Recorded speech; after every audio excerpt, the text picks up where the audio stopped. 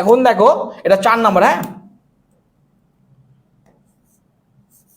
এটা কিন্তু তোমাদের একবারে মাথায় ঢুকবে না, ঠিক আছে? তুমি হচ্ছে কি করবা, যে ক্লাসটা যখন আমাদের শেষ হয়ে যাবে, লাইভ ক্লাসটা, তুমি জাস্ট এখন একটু আপাতত আমার কথাটা মনোযোগ দিয়ে শোনো। যদি বুঝতে সমস্যা হয় জাস্ট আমার কথা মনোযোগ দিয়ে শোনো। পরে একটা করে করবা, একটা করে বসবা, বসে ব্রেনকে আক্স করবা, খাতা কলমে করবা, না হলে কিন্তু তুমি বুঝতে পারবে না। এটা যারা নতুন করতেছো অবশ্যই এটা নতুন জিনিস, তোমার মাথা কিন্তু ঘুরবে যে ভাইয়া কি বলতেছে আমি তো বুঝতেছি না। তো অবশ্যই তোমাকে মাথা ঠান্ডা করে বুঝতে হবে। এবং এই যে 4-5টা সূত্র আছে, এখানে আমরা 4 নাম্বার করতেছি। হ্যাঁ, যে 5টা সূত্র, এই যে হেডিংটা দেওয়া আছে, তো অবশ্যই তোমাকে কি করতে হবে, এই যে হেডিংটা মুখস্থ করতে হবে, তাহলে তুমি পার্থক্যটা ইজিলি বের করতে পারবা। এগুলো দেখলে তোমার মাথা ঘুরবে, ঠিক আছে? আমি জাস্ট তোমাদেরকে প্র্যাকটিক্যালি দেখানোর জন্য বোঝাচ্ছি আর কি।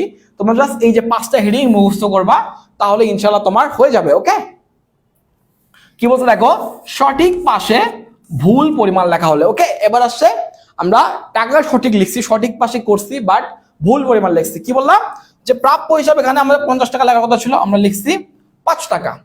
কি বললাম, যে আমাদের প্রাপ্য হিসাবে 50 টাকা লেখার কথা ছিল, আমরা লিখছি 5 টাকা।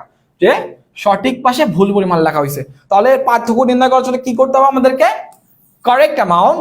কারেক্ট অ্যামাউন্ট কত আমাদের, কারেক্ট অ্যামাউন্ট হচ্ছে 50। আর যদি আমরা গিয়া করি রং অ্যামাউন্ট কত, 5 টাকা। অ্যান্সার আমাদের হবে 45। এটা হচ্ছে আমাদের রেওয়া মিলের পার্থক্য হবে 45 টাকা। মানে কারেক্ট অ্যামাউন্ট মাইনাস রং অ্যামাউন্ট, কারেক্ট অ্যামাউন্ট মাইনাস রং অ্যামাউন্ট করলে আমাদের রেওয়া মিলের পার্থক্য বের হয়ে যাবে। সিম্পল জিনিস। ওকে, তো আমি আবারও বলতেছি,